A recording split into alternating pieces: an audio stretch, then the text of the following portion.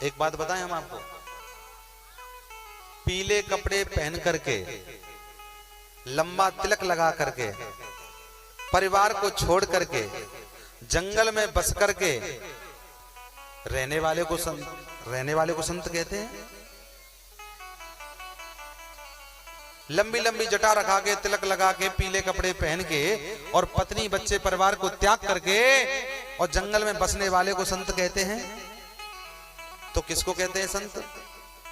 बोले कहते होंगे, लेकिन एक बात ध्यान से सुनना, जितना फल ग्रस्त को त्यागने वाले को, पीले वस्त्र धारण करने वाले को, तिलक लगाने वाले को, जंगल में बसने वाले को मिलता है उस बाबा संत को, उतना ही फल हम चाहें तो हम ग्रस्त में रह करके भी पा सकते हैं भक्ति का। कैसे?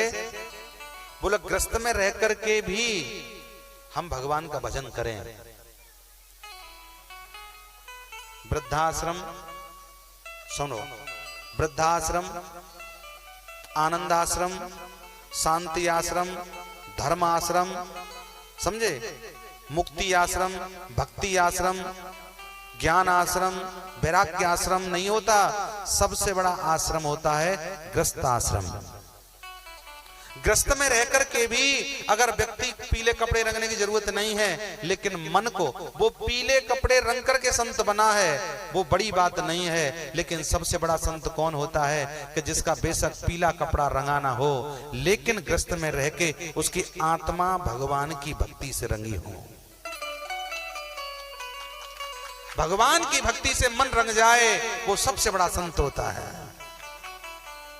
अब आत्मा को रंगने के लिए जंगल में बसना जरूरी नहीं है, वो ग्रस्त में भी रंग सकती है।